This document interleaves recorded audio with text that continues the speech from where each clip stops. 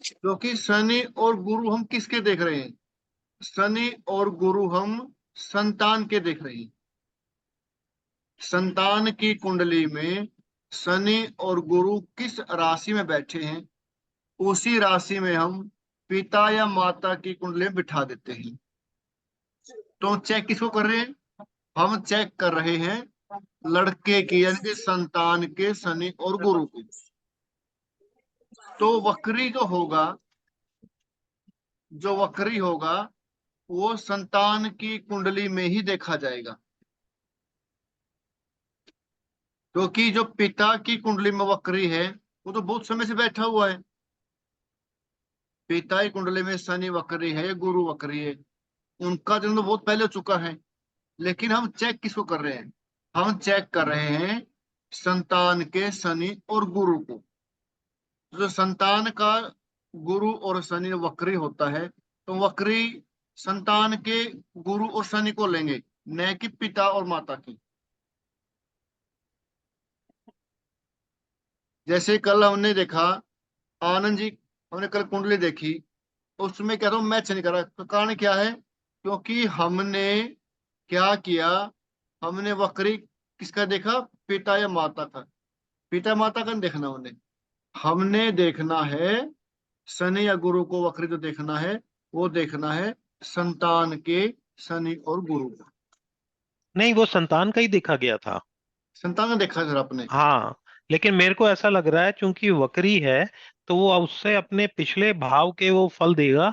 तो अगर उसे पिछली राशि को मान के करा जाए तो वो संबंध बन जा रहा था उनका। संबंध बन जाता है, फिर बन जाता है। हाँ, वही क्योंकि बता रहा हूँ लेकिन अगर आपको। वहीं पे रख के अगर कर रहे थे तो हाँ, नहीं बन रहा था, फिर नहीं लेकिन बनेगा पिछले वो। भाव का में बन रहा था इनका। फिर बन ना, मैं वही कह रहा हूँ।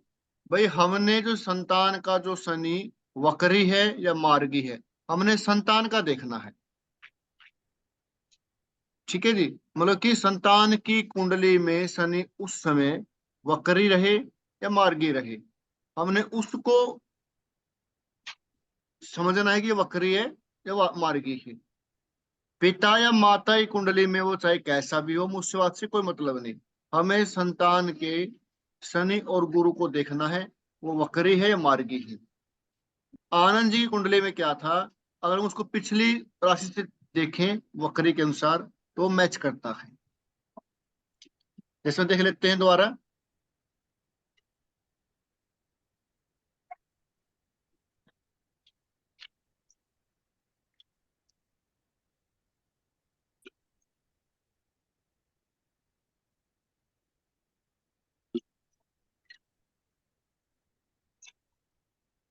ये आनंद जी की कुंडली है। आनंद जी, ये कुंडली आपकी है ये।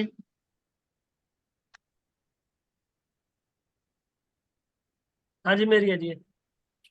बच्चे का नाम क्या है? कल सेव की थी हमने। छवि। छवि। छवि। छवि अग्रवाल के नाम से।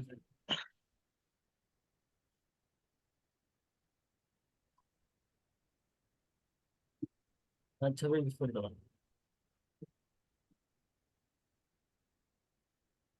तो आप इसमें देखिए, बच्चे की कुंडली में शनि वक्री है।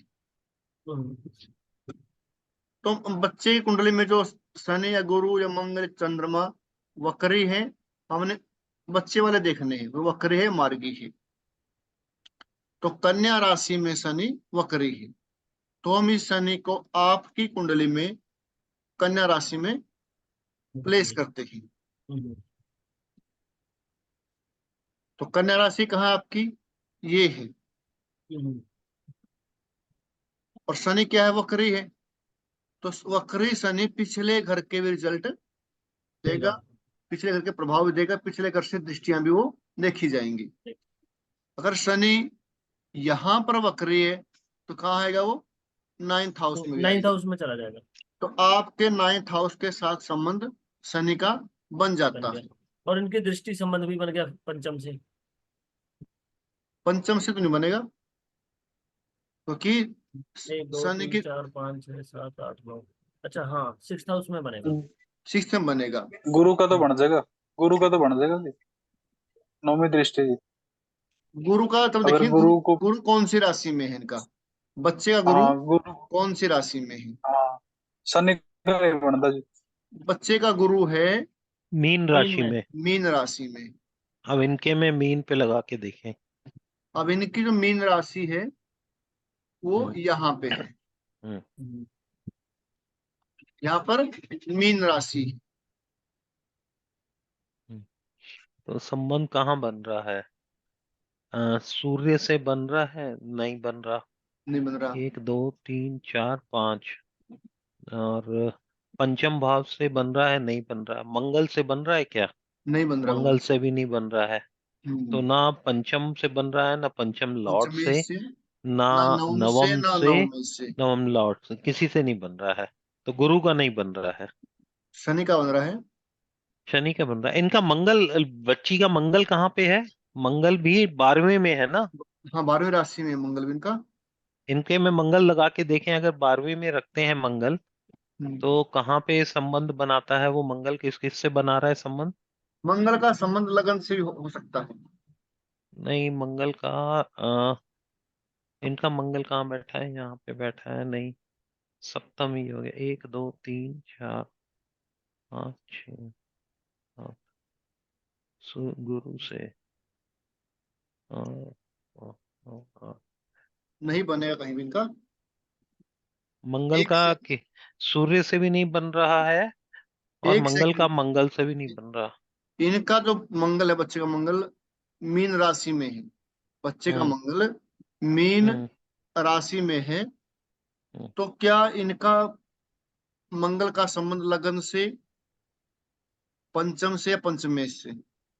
मंगल पंचमेश है इनका, देखो मंगल पंचमेश है। नहीं है तो सही, लेकिन ना तो वो पंचम से बना पा रहा है, ना पंचमेश से नहीं बना नहीं, पा रहा पंचमेश है ना मंगल। है।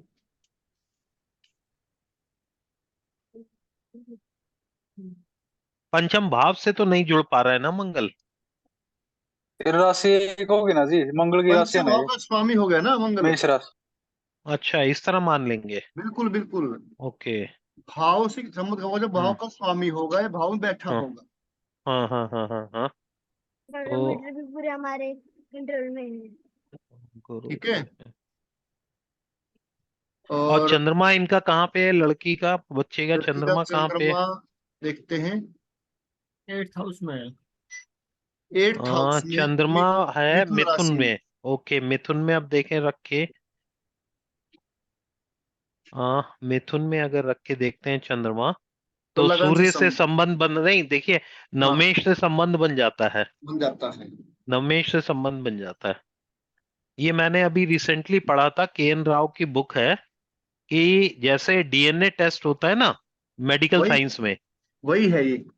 तो इसी तरह से मेडिकल साइंस का डीएनए टेस्ट है कि गुरु और शनि तो बताएगा कि संतान उस समय उत्पन्न हुई होगी, लेकिन मंगल और चंद्रमा बताते हैं कि संतान उन्हीं की है। तो ये हाँ ये। मेडिकल, ये डीएनए है एक तरह से टेस्ट। अच्छा, इससे एक और सूत्र आगे, इससे हम्म। आगे एक और सूत्र है कि संतान का डीएनए बिल्कुल चेक करने के लिए जी, डॉक्टर क्या करते हैं, फोरेंसिक रिपोर्ट से इसका डीएनए इसका चेक करते हैं, बाल जी, द्वारा, ब्लड जी, द्वारा। लेकिन जी। हम चेक कैसे कर देते हैं? हम ग्रहों से बता सकते हैं कि ये संतान इसका डीएनए के साथ उन मैच कर रहा है कि नहीं। बिल्कुल। वो एक सूत्र है, वो लिखवाऊंगा आपको मैं।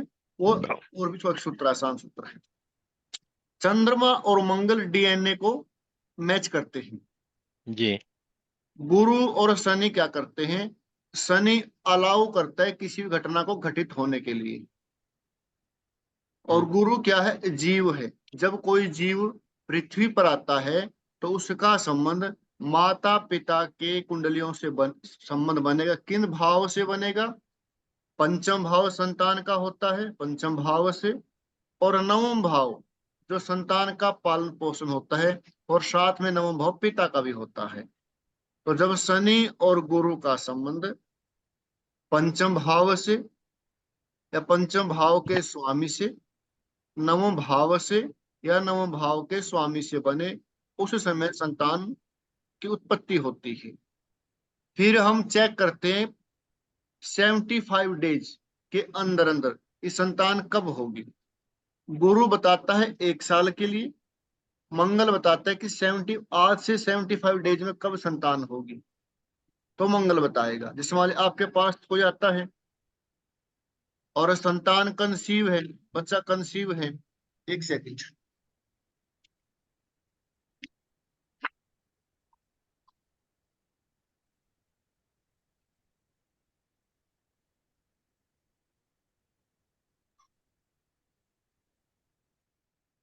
संतान कंसीव है और कोई आपसे पूछता है कि संतान कब होगी, कौन से महीने में हो सकती है, किस दिन हो सकती है, तो हम मंगल को चेक करेंगे। मंगल, उनकी कुंडली में मंगल गोचर करके, गोचर में जब पंचम से पंचमे से नवम और नवमे से संबंध बनाएगा तो संतान उस टाइम संतान हो जाएगी। फिर अगर पूछता है कि कौन से दिन होगी, तो फिर चंद्रमा के गोचर को चेक करेंगे, जिस तरह हमने अब चेक किया है।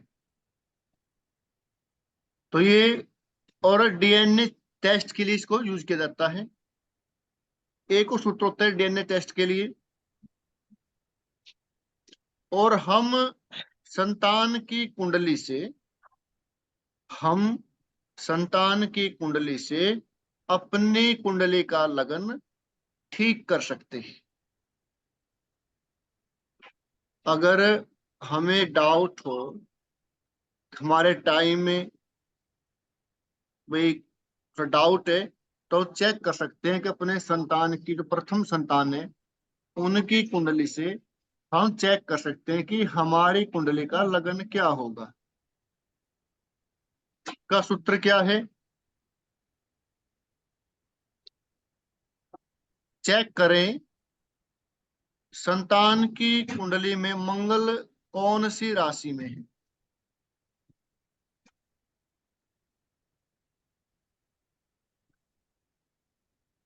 चेक करें संतान की कुंडली में मंगल कौन सी राशि में है। मान लीजिए संतान की कुंडली में मंगल मकर राशि में है। मान लो संतान की कुंडली में मंगल मकर राशि में है, तो हम क्या करेंगे, पिता की कुंडली में मंगल को मकर राशि में प्लेस करेंगे। मंगल को मकर राशि में प्रवेश करेंगे, प्लेस करेंगे, और फिर चेक करेंगे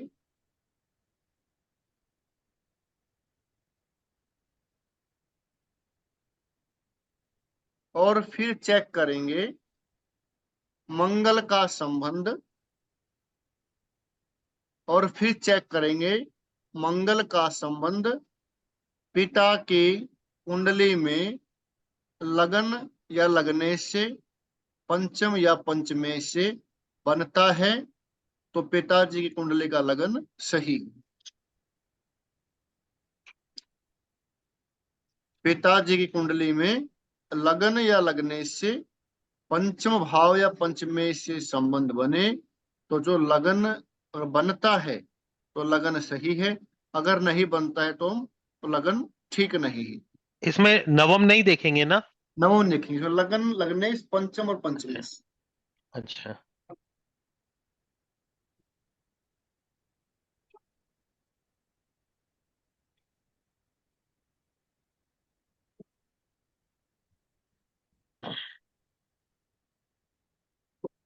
इस प्रकार हम देख सकते हैं कि हमारा जो लगन है वो सही है या उसमें कुछ करेक्शन की जरूरत है।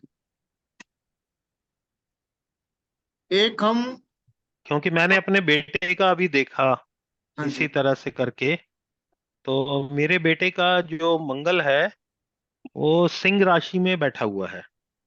आप मेरा भी एग्जाम्पल धनु की लगन ही है। मेरा धनु लगन ही है, जैसे ही कुंडली खुली है ना, हाँ जी। तो मेरा भी धनु लगन ही है। और मेरे बेटे का मंगल जो है वो सिंह राशि में बैठा है, और मेरा अपना मंगल भी सिंह राशि में बैठा है। तो वो नवम से तो संबंध बना रहा है। देख लो एक बार एग्जाम्पल और लेके जो देख लो। लेकिन पंचम है, वो पंचम भाव से भी संबंध बनता है, कि पंचम भाव का भी वही है। ठीक है, फिर ठीक है, फिर आपका लगन सही है। तो इसका मतलब लो लगन जो है वो सही है। सही है, बिल्कुल सही। और वो पंचमेश से भी बन जाता है, क्योंकि मंगल मेरा यहीं बैठा है और यहीं पे आके वो बैठ गया, तो पंचम से भी बन गया, पंचमेश से भी बन गया संबंध। ये कुंडली आपकी कुंडली सही है।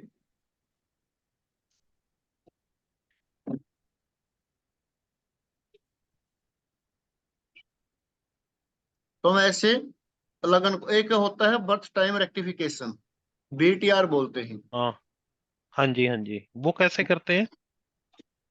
बर्थ टाइम रेक्टिफिकेशन, बीटीआर, वो आपको सिखाऊंगा मैं अगली क्लास में, कि हम अपने टाइम को करेक्ट कर सकते हैं। टाइम को करेक्ट कर सकते हैं कि हमारा टाइम कुछ डाउट होता है किसी को भी आधा घंटा। कुछ लोग बोलते हैं कि मेरा जन्म समय जो जन्म टाइम है वो 5 और 6 के बीच में है, 6:30 और 7:30 के बीच में है। तो उस स्थिति में हम टाइम को करेक्शन कर सकते हैं, करेक्ट कर सकते हैं।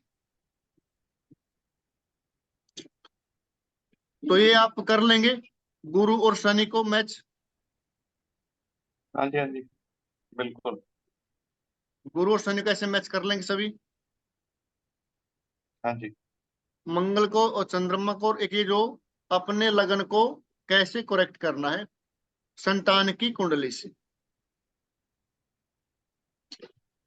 आगे लिखो एक विष कन्या योग।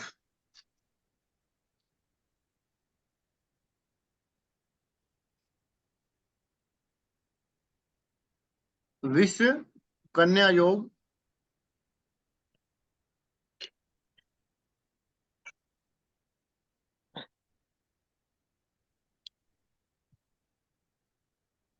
यदि लगन से,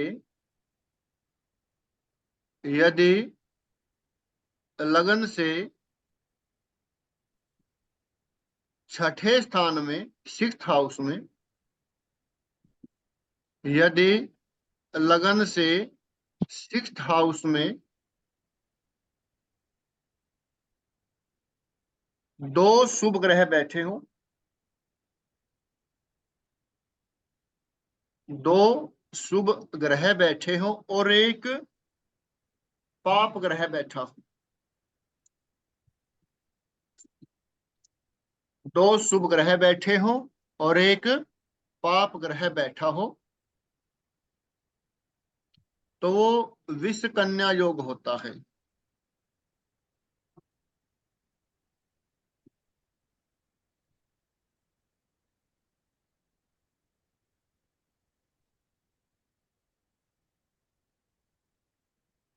एक और है सूत्र इनका, लगन में शनि, लगन में शनि 12वें भाव में सूर्य, 12वें भाव में सूर्य और 9वें भाव में मंगल हो,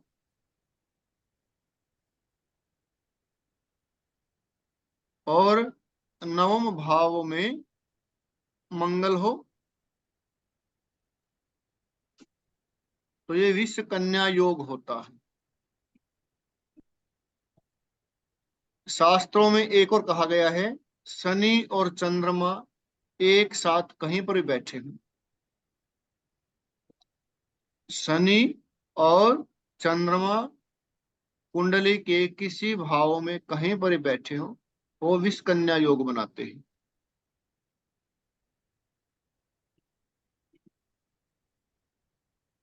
वो विषकुंभ कहलाता था ना? विष कन्या, शनि और चंद्रमा से विषकुंभ जैसे हम लोग सुनते थे, वो नहीं है? नहीं विष कुंभ तो जैसे, अब शनि की राशि क्या है, शनि राशि कुंभ राशि है शनि की। कुंभ क्या है, घड़ा हम्म। होता है, और चंद्रमा मतलब विष कुंभ वैसे होता है विष कन्या। अच्छा। क्योंकि शनि की दो राशियां मकर और कुंभ। इसमें क्या होता है इस लग योग में? इसमें ऐसा होता है जो विष कन्या योग होता है, जो वो इस योग में जन्म लेने वाली जो कन्या होती है, तो ऐसा कहा गया कि वो संतानहीन, विधवा, पितृकुल और ससुर कुल का विनाश करने वाली, विनाश मतलब कि भाई उनके जीवन में कष्टों को लाने वाली, परेशानियों को, पितृकुल और ससुर कुल, अच्छा, पिता के कुल में और ससुर के कुल दोनों में समस्याएं उत्पन्न करने वाली, और विवाह के बाद पति के साथ पति का के जीवन को खराब परिस्थिति में लेके आने वाली।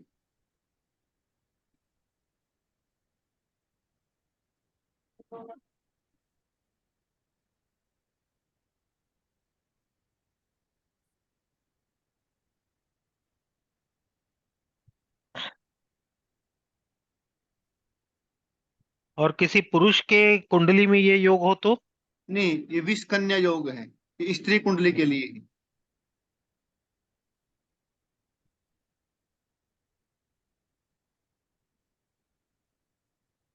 और ये योग कट भी जाता है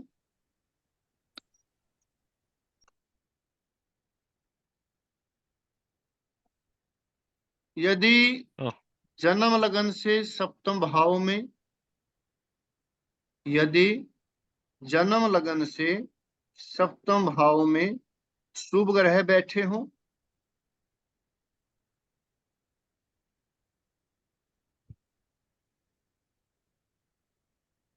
सप्तम भाव का स्वामी सप्तम भाव में हो,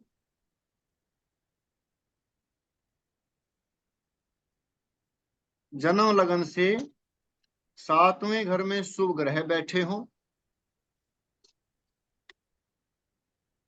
या सातवें घर का स्वामी सातवें हाउस में बैठा हो, यही कंडीशन चंद्र लगन से भी हो, या चंद्र लगन से हो, या चंद्र लगन से, चंद्र जमा जहां बैठा हुआ है चंद्रमा, चंद्रमा से सातवां जो घर है उसका स्वामी सातवें हाउस में हो, चंद्रमा कुंडली में जिस राशि में बैठा है उससे सातवें घर का स्वामी उसी घर में बैठा हो, सातवें घर में, या शुभ ग्रह बैठे हो उस घर में, तो विष कन्या दोष ये कट जाता है।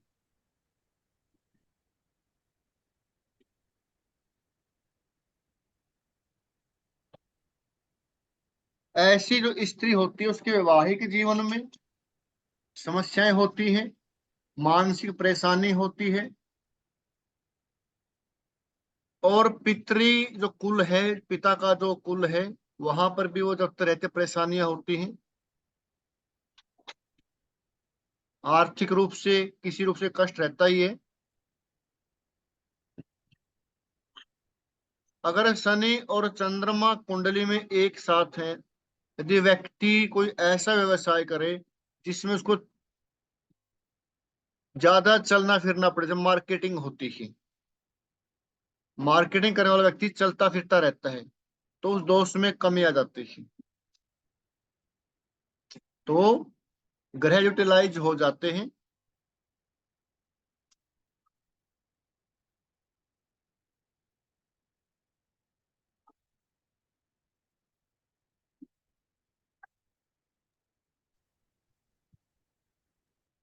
एक ही जो सर आपने लिखवाया लगन में शनि, 12 12 भाव में सूर्य है। 12 भाव में सूर्य मतलब सर कहीं भी बैठा हो? 12 भाव नहीं, 12 भाव में, 12 भाव में नहीं, 12th हाउस में, 12वें भाव में? 12वें भाव में। ठीक। 12 भाव में सूर्य कहीं पे बैठेगा ऐसे, ऐसे नहीं, 12 भाव में हाँ। 12th हाउस में।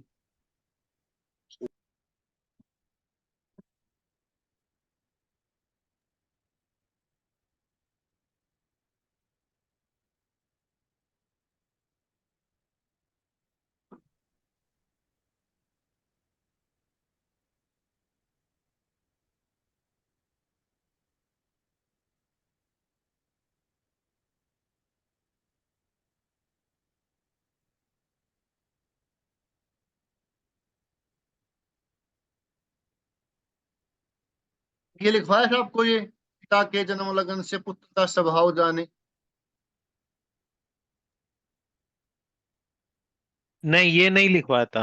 नहीं लिखवाया नहीं। नहीं, ये नहीं वैसे लिखवाया था। पिछली क्लास में ये हो तो चुका है, लेकिन अब तो नए सिरे से करवा दो। आप इसको सुन लेंगे, इसका पीडीएफ को मैं ग्रुप में सेंड कर दूंगा, ठीक है? हाँ, आप पीडीएफ सेंड कर दीजिएगा, अभी सुन लेते हैं। सुन लीजिए। पिता के जन्म लगन से पुत्र के स्वभाव को जान सकते हैं कि पुत्र इनका कैसा होगा, पिता के साथ संबंध कैसे होंगे, पिता का नाम फेमस करने वाला होगा, पिता के साथ विचार नहीं मिलेंगे, कुछ ऐसा लिखा हुआ है तो उसके हम बता सकते हैं। पिता के जन्म लगन से 10वें में, यानी कि मान लीजिए पिता, मान लो पिता का जो लगन है वो मेष लगन है, पिता का मेष लगन है, और 10th हाउस में कौन सी राशि हुई? मकर राशि हुई, 10वीं राशि हुई। यदि पुत्र का लगन मकर हुआ, यदि पुत्र का लगन मकर हुआ, तो वह पुत्र पिता के समान गुणों वाला होता है। जैसे गुण पिता में होते हैं वही गुण पुत्र में होते हैं। जो राशि 10वें हाउस में है, पिता की कुंडली में जो राशि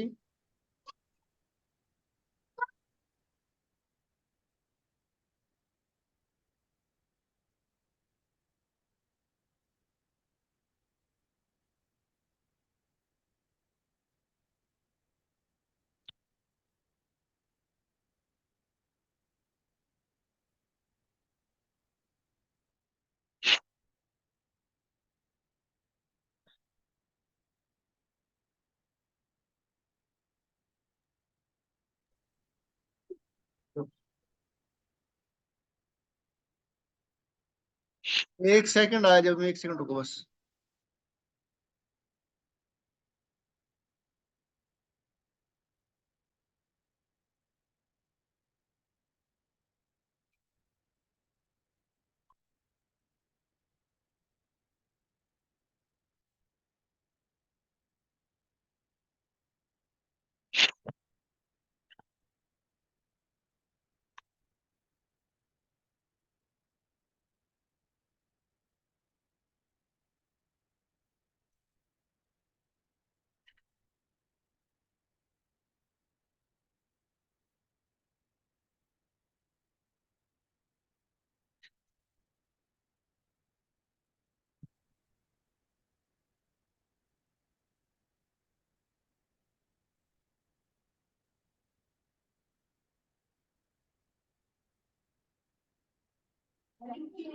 हेलो, हेलो। हाँ जी सर। हाँ जी। जी सर। तो पिता के लगन से तृतीय भाव में जो राशि है, यानी कि पिता का लगन कोई भी हो, उनके 3rd हाउस में जो राशि होगी और बच्चे का जन्म लगन उस राशि का होगा, तो पिता की आज्ञा अनुसार कार्य करने वाली संतान उत्पन्न होती, संतान पैदा होती है। पिता के जन्म लगन से 6ठे और 8वें घर में जो राशि है, पिता के जन्म लगन से 6ठे और 8वें घर में जो राशि है, यदि वह राशि का लगन बच्चे का होता है तो पिता के साथ शत्रुता रखता है।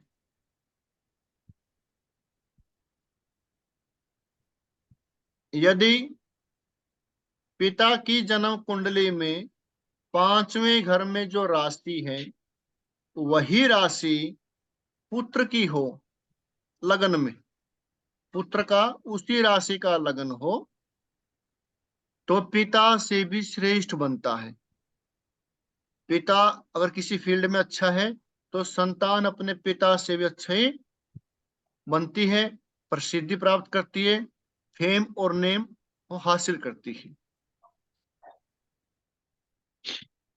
पिता के जन्म से छठे या आठवें भाव का स्वामी, वो राशि थी, ये स्वामी है।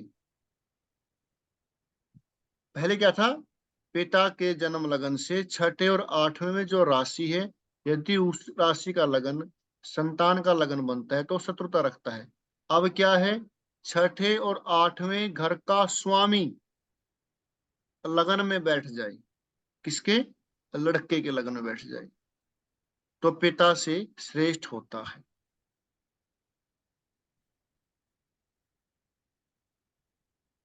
केंद्र में यदि चर राशि हो, केंद्र में यदि चर राशि हो, उसमें सूर्य या चंद्रमा बैठे हो,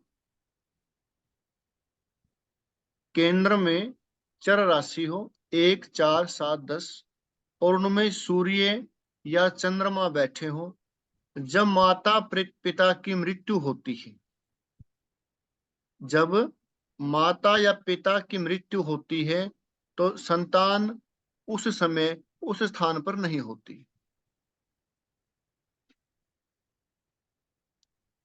ये संतान की कुंडली से। संतान की कुंडली में, जैसे मेरी कुंडली में है, मेरी कुंडली में चंद्रमा चर राशि में बैठे हुए हैं सप्तम हाउस में। जब मेरे पिताजी की मृत्यु हुई तो उस समय उनके पास नहीं था, मतलब क्यों, चंडीगढ़ रहता था, तो मृत्यु हुई तो वहां पर वो मैं उनके पास में नहीं था।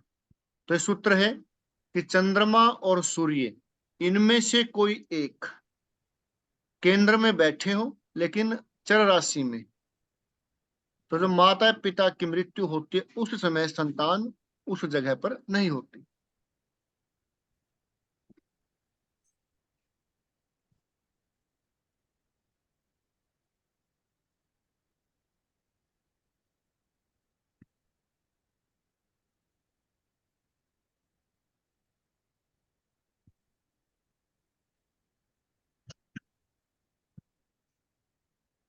मैंने ना अभी नोटिस करा, नोट करा। मेरा है धनु लगन 9 नंबर राशि, हाँ जी, और मेरे बेटा का है जो वो वृष लगन। आपका धनु लगन है, मेरा धनु लगन है, और मेरे बेटे का जो, मतलब मेरी जो 6th हाउस में बनती है, 2 नंबर की राशि बनती है हम्म, वृष। बड़े शुभ और वृष उसका उसका लगन, लॉर्ड लगन में, मतलब 2 नंबर की लगन राशि में उसके है। लगन में है। हाँ जी, तो इसका मतलब क्या हुआ? इसका मतलब क्या हुआ कि मतलब कि विचारों में भिन्नता रहेगी। अच्छा। और जो दोनों ग्रह मेरे ना लगन में बैठे हैं, उसके वो 8th हाउस में बैठे हुए हैं। वो वो कोई चक्कर नहीं है, ये अच्छा। सूत्र है, देखो सूत्र है ये। हम्म। ये हमने जरूरी नहीं कि पूरे हर कुंडली पर सूत्र लगे, लेकिन उनको काम करते हैं, कहीं कम कहीं ज्यादा, लेकिन सूत्र काम करते हैं। जरूरी नहीं कि शत्रुता ही हो बिल्कुल वही, ऐसे में अपने लड़ाई झगड़े करेंगे। विचारों में भिन्नता हो, हम्म। आप जो कहें हो सकता वो चीज वो ना करें, अपने तरीके से काम करें। आप कुछ हो चाहते हैं बनाना, वो कुछ और बनना चाहते हैं, तो मतलब कि हाँ जी। विचारों का तालमेल। शत्रुता का मतलब भाई लड़ाइयाँ हो, केस हो नहीं, विचारों की भिन्नता होती है। ठीक है जी। अब अक्षेत्र स्फुट और बीज स्फुट, ये तो करवा दिया था शायद, उस दिन निकाल के भी बताया था ये वाला तो। हाँ वो नौमास नहीं, वो आपको नहीं नहीं, क्लास में ही निकाला गया था वो। नहीं करवाया सर, हमें तो नहीं करवाया पहले। वो आपने किया था सोनी जी, ये वहां तक नहीं पहुंच पाए थे क्योंकि आपने पहले किया होता ये। थोड़ा सा इनको बताता हूँ कैसे करते हैं। जी जी जी जी जी जी। अक्षेत्र स्फुट होता है स्त्री के लिए और बीज स्फुट होता है पुरुष के लिए। ये क्या होता है कि कोई भी जब संतान नहीं हो रही, शादी के होने के पश्चात काफी समय पश्चात, 3, 4 साल, 2 साल, तो फिर हम चेक करवाते हैं डॉक्टर से कहीं पर भी, वे क्या कारण है कि संतान नहीं हो रही।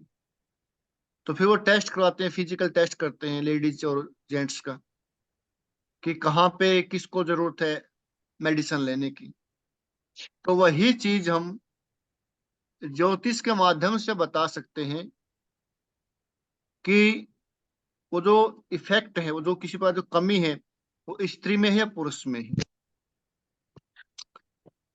और संतान होगी तो कब होगी, देरी से होगी या बिल्कुल नहीं होगी।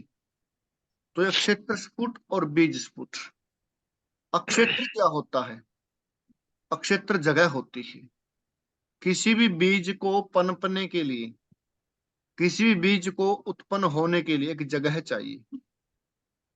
आप कृषि करते हैं, खेत में आप कोई बीज डालते हैं, तो उस बीज को पैदा होने के लिए जगह चाहिए, जमीन चाहिए। उसी प्रकार संतान को होने के लिए, उस बीज को पनपने के लिए एक जगह चाहिए। वो जगह क्या है? वो माता है, माता का जो गर्भ है, तो अक्षेत्र है। बीज स्फुट यानी कि पिता के द्वारा संतान उत्पन्न होती है, तो बीज स्फुट यानी कि पिता के लिए हम बीज स्फुट देखते हैं। अब इसका क्या है? बिल्कुल आसान तरीका है, बिल्कुल आसान है। हम क्या करेंगे, स्त्री की कुंडली में गुरु, चंद्रमा और मंगल, गुरु, चंद्रमा और मंगल, ये कितने डिग्री के हैं, कितने कितने ये डिग्री के हैं, इनको ऐड करेंगे। लेकिन उससे पहले क्या करना है, उससे पहले क्या करना है, एक राशि 30 डिग्री की होती है, ये सभी को पता है। एक राशि 30 डिग्री की होती है। अब गुरु कौन सी राशि में बैठे हैं कुंडली में, उसकी काउंटिंग कहां से होगी? मेष से शुरू होगी। चाहे गुरु हो, चाहे चंद्रमा हो, चाहे मंगल हो, काउंटिंग सभी की मेष राशि से शुरू होगी। मेष राशि 30 डिग्री की है। मान लीजिए गुरु बैठे हैं लगन कुंडली में मिथुन राशि में, तो शुरुआत कहां से होगी? मेष से होगी। मेष, वृष, 30, 30, 60, क्योंकि एक राशि 30 डिग्री की होती है। 30, 30, 60। और मान लीजिए गुरु आपका बैठा हुआ है 9 डिग्री का, तो शुरुआत कहां से हुई? मेष से। मेष, वृष, 30, 30, 60 और 9, 69। तो क्या जुड़ गए? 69 डिग्री लेंगे उनकी। ऐसे ही चंद्रमा मान लीजिए आपका बैठा हुआ है सिंह राशि में 4 डिग्री का, तो उन्हें काउंटिंग कहां से करनी है? मेष से। 1, 2, 3, 4, 30 चौके, 3 × 4, 122, 120, 120, 120। 4 डिग्री का है 124। ऐसे करना, समझ गई? तो करके देखते हैं।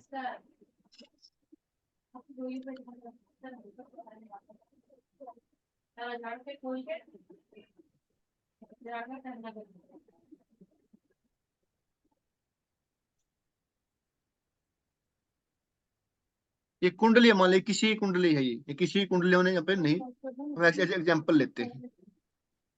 तो हमने निकालना है अक्षेत्र स्फुट। अक्षेत्र स्फुट के लिए क्या करना है? गुरु, चंद्रमा और मंगल, इनकी डिग्रियों को ऐड करना है।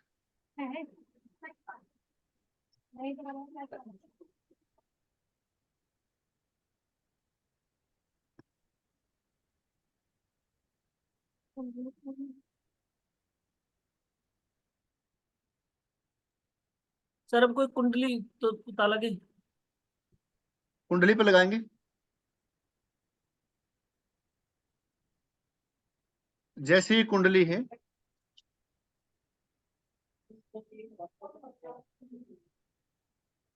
यहाँ पर जो गुरु है कौन सी राशि में है? वृष राशि में है। इसमें और काउंटिंग कहाँ शुरू होगी? मेष राशि से। मेष से एक एक राशि में कितनी डिग्री होती है? 30। 30। गुरु यहाँ बैठे हैं इनके 11 डिग्री 32 मिनट। 11 degree 32 minute. 30 में ऐड करें 11 और 32, 41 डिग्री 32 मिनट। क्या लिख देंगे? 11 गुरु के आगे लिख देंगे 41 डिग्री 12 मिनट, 32 डिग्री, मिनट, बिल्कुल। सॉरी। 31 नहीं, 11 है ना, 41 41 डिग्री 32 मिनट लिख देंगे ना। 32 मिनट लिख देंगे, हाँ बिल्कुल 32 मिनट। अब आगे निकालेंगे चंद्रमा। चंद्रमा बैठे हुए हैं इनके वृश्चिक राशि में। तो हम काउंट कहां तक करेंगे? मेष से 7 तक। तो 8 में तो राशि बैठे हैं चंद्रमा। 30, 60, 90, 120, 150, 180, 210, 7 1 की 210। चंद्रमा कितने डिग्री के हैं? 5 डिग्री 43 मिनट। सर एक यानी बार कि फिर बताइए ना, हाँ जी, एक बार फिर से बताइए ना। काउंटिंग हमेशा मेष राशि से शुरू होगी और एक राशि में 30 डिग्री होती है। तो जो चंद्रमा है वो बैठे हैं इनके वृश्चिक राशि में। तो जो काउंटिंग करेंगे हम 1 से लेकर 7 तक करेंगे, क्योंकि चंद्रमा 8वीं राशि में बैठे ही है। 30 को यदि 7 से मल्टीप्लाई करते हैं 210 हो गया। तो 110। और चंद्रमा है इनके 5 डिग्री 43 मिनट, यानी कि 215 डिग्री 43 43 मिनट।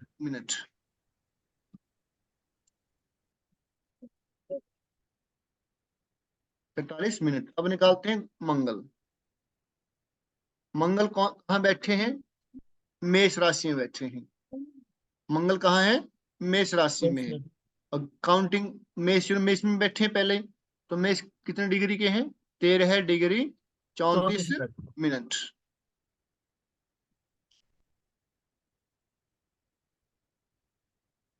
अब इनको मल्टीप्लाई करते हैं, ऐड करते हैं। 3 2 5, 5 4 9, 3 और 4 7, 7 और 3 10, 10।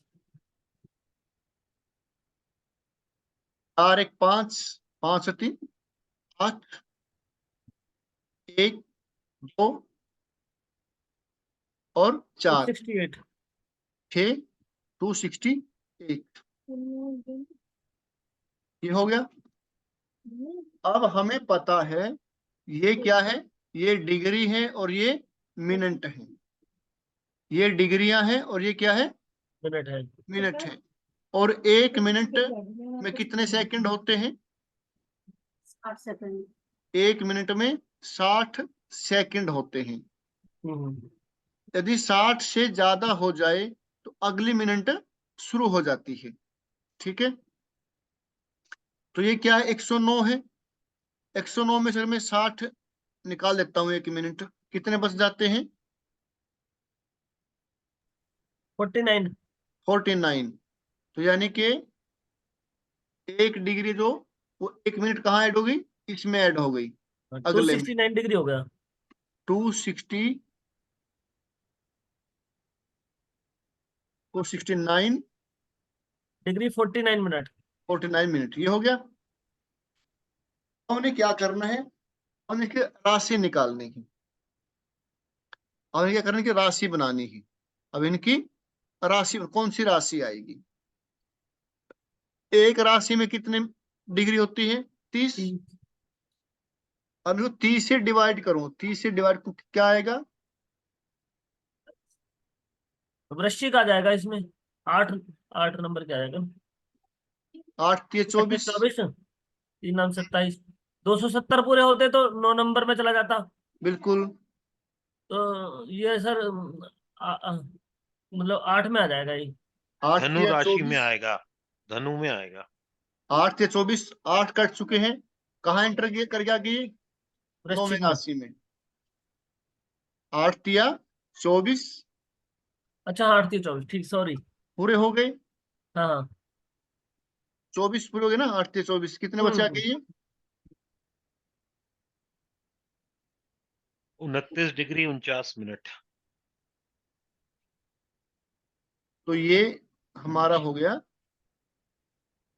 धनु लगन, ये धनु राशि हो गई।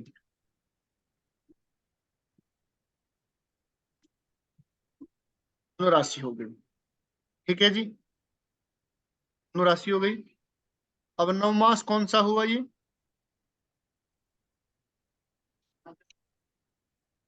नवा नवांश हो गया। नौवा नवमास हो गया।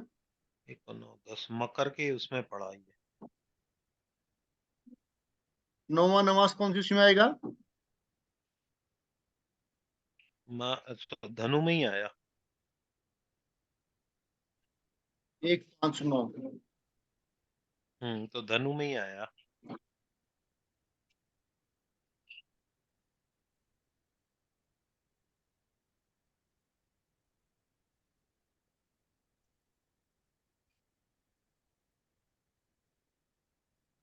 एक सूत्र और लिख लेंगे साथ में, तब समझ में आएगा ये। स्त्री की कुंडली में अक्षेत्र स्फुट देखते हैं, यदि उनकी स्त्री कुंडली में यदि राशि और नवमास राशि,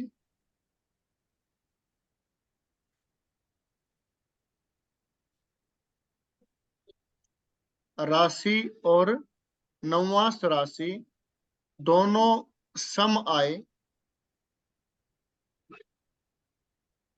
दोनों सम राशि आए,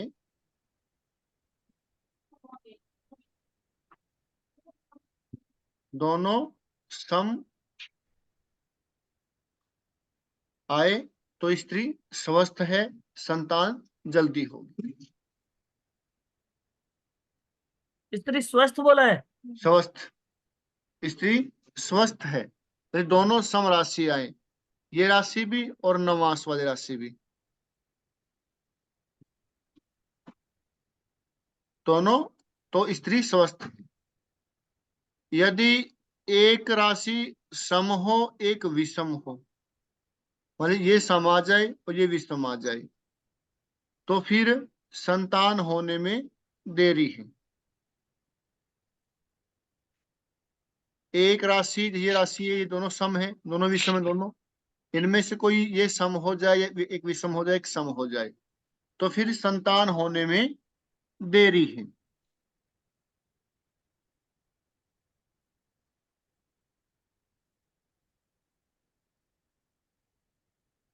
सर हमें नवमांश का कैसे पता लगा ये धनु राशि है? जो राशि होती है ना, 9 मास, यानी कि एक राशि के 9 हिस्से, हाँ। जो नवमास कुंडली बनती है वो हमारे लगन कुंडली के 9वां जो भाव होता है, 9वां भाव भाग्य का होता है। तो भाग्य को और सूक्ष्म रूप से देखने के लिए नवमास कुंडली बनती है। नवमास, अंश, अंश यानी कि टुकड़े, यानी कि हमने एक राशि 30 डिग्री की होती है, हमने 30 डिग्री में से 9 को डिवाइड करके उस 30 डिग्री के 9 टुकड़े और कर दिए। तो ये 29 जो डिग्री है ये बिल्कुल लास्ट में है, क्योंकि लास्ट क्या 30 डिग्री होती है, तो ये 9वें नवांश में चलेगी। धनु का होता है 9th नवांश।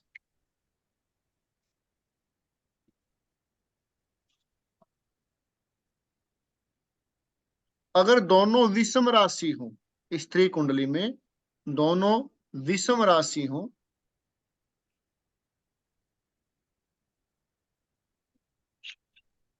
तो स्त्री के स्वास्थ्य में या उसके शरीर में या कंसीव करने में प्रॉब्लम है।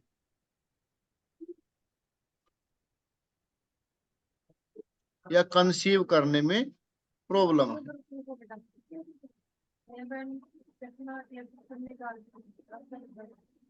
ऐसे ही पुरुष के लिए, पुरुष के लिए हम बीज सफुट निकालते हैं, पुरुष के लिए बीज सफुट निकालते हैं, उनका सूत्र क्या है? बीज स्फुट में दोनों राशियां विषम आ जाएं। यदि दोनों राशि विषम आ जाएं तो पुरुष स्वस्थ है, संतान उत्पन्न करने में उसके अंदर कोई कमी नहीं है, स्वस्थ है। और यदि एक राशि सम हो, एक विषम हो, एक राशि सम हो, एक विषम हो, तो संतान में देरी। बीज स्फुट के लिए बता रहे हम। और यदि दोनों राशियां सम हो, यदि दोनों राशि सम हो, तो फिर जेंट्स फिजिकली अनफिट है, उनके अंदर उनको मेडिसिन की या कोई आवश्यकता है, या संतान विलंब से होगी।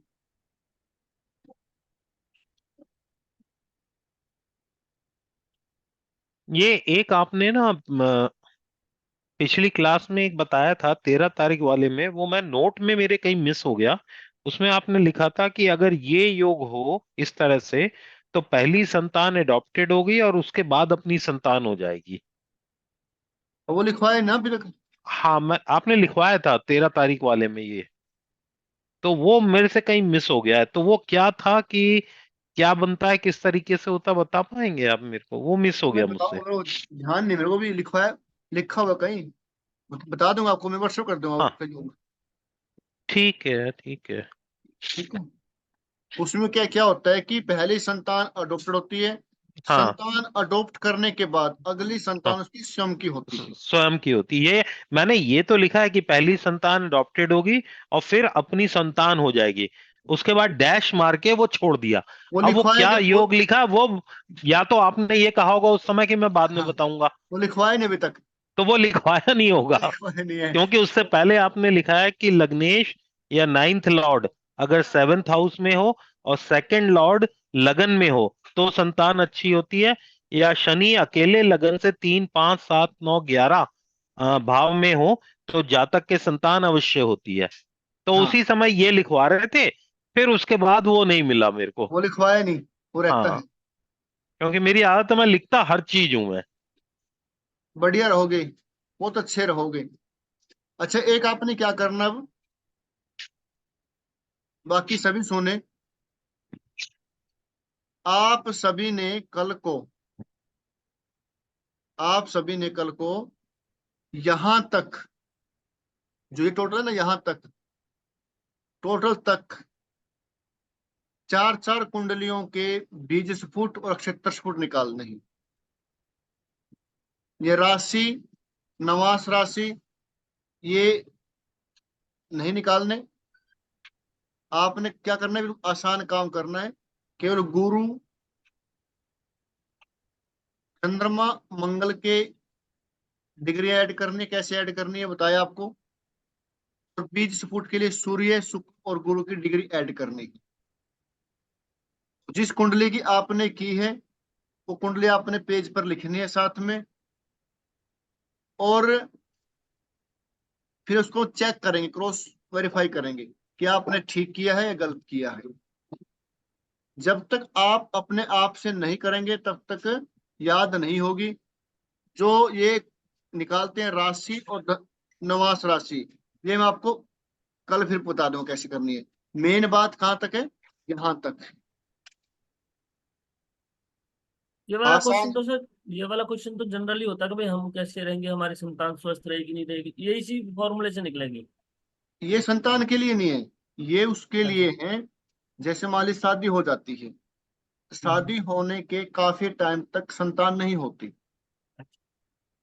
तो फिर क्या करते हैं, डॉक्टर के पास जाते हैं दोनों दंपति, पति पत्नी।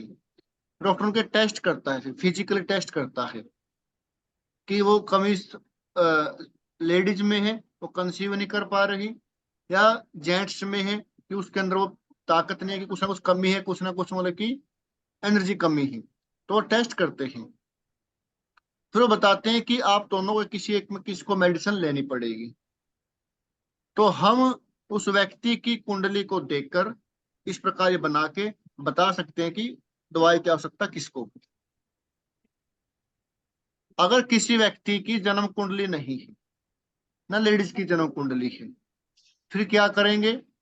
जिस समय व्यक्ति आपके पास आया उस समय की प्रश्न कुंडली बनाए और सेम प्रोसीजर के द्वारा उसको ऐसे बनाए।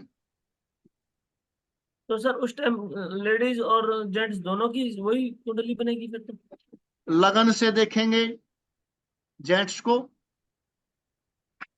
सप्तम भाव को उल्टा घुमा देंगे। अच्छा ठीक है, समझ गया। ठीक है, जैसे हमारे पास कोई आया, प्रश्न कुंडली में कुछ और देखो, दो, एक साउथ एक नॉर्थ।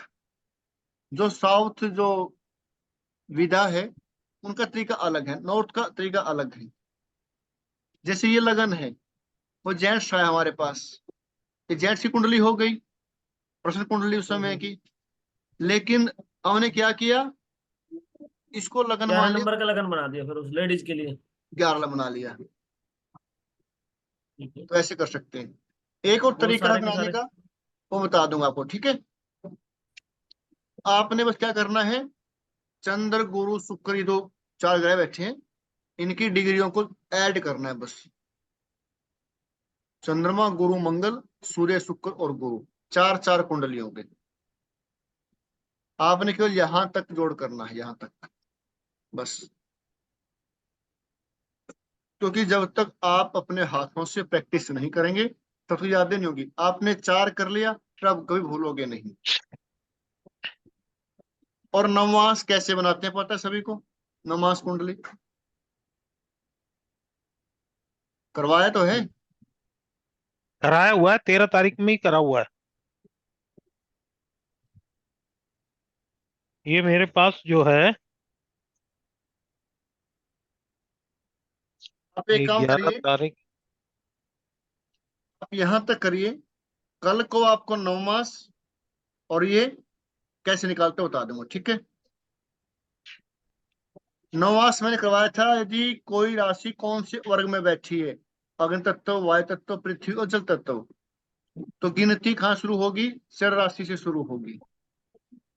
कोई नहीं, ध्यान नहीं है, एक बार 2 मिनट का काम है, कल आपको मैं करवा दूंगा ये। तब तक आपका कार्य क्या है, होमवर्क क्या आपके लिए,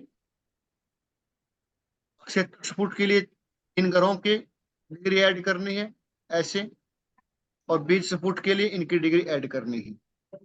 तो राशि कैसे निकालते हैं, 9 मास कैसे निकालते हैं बता दूंगा आपको मैं। आनंद मोहन जी, अगर जी। आपको कहीं पे कोई समस्या आए ना तो हम्म। गुरु जी को तंग करने की जरूरत नहीं है, ये छोटी मोटी बातें तो मैं ही बता दूंगा आपको। अच्छा ठीक है। हाँ हाँ, मतलब इसके लिए मतलब वो परेशान करने की गुरु जी को जरूरत नहीं है। इनके लिए बड़े टॉपिक जो है वो संभालने दो। बड़ी वाली चीजें जो है अभी इनको बताने वाली बहुत रह गई हैं। ये एक्चुअल नवांश में कैसे निकालते एक्चुअल में हैं। पता चक्कर क्या है, हम्म। अभी मैं ना फ्रेशर ही हूँ बिल्कुल। अजी कोई बात नहीं, हम सब मुझे फ्रेशर ही यही नहीं, हैं। कई बार क्या होता है ना, जैसे हाँ। नवमास सब कहते हैं, नवमास नवमास नवमास, अब मुझे हम्म। ये नहीं पता नवमास होता कैसे, कैसे क्या होता है क्या ना नहीं ना होता। कोई आप बात नहीं, चिंता कल मत आप मेरे करिए। को फोन कर लेना। मैं हम्म। आपको आधा घंटा एक सेशन दे दूंगा, बड़े आराम से आपको पूरा डिटेल समझ में आ जाएगा। अच्छा ठीक है। Complete detail. फिर गुरु जी से आगे का पढ़ेंगे हम लोग। ठीक है जी, ठीक है। कल आपका ये होमवर्क है, ये करने के बाद पता है क्या मैं क्या चाहता हूँ? मैं चाहता हूँ रट्टाफिकेशन ना हो। हम्म। मुझे कोई दिक्कत नहीं, क्लास चाहे एक एक्स्ट्रा लग जाए, लेकिन मैं चाहता हूँ भाई आपको कंसेप्ट क्लियर होना चाहिए। कोई हम्म। आपके पास आता फटाफट, 5 मिनट का काम है, ज्यादा बड़ा काम नहीं, सिर्फ 5 मिनट का है, वो बताता हूँ बिल्कुल आपको मैं। बिल्कुल। जो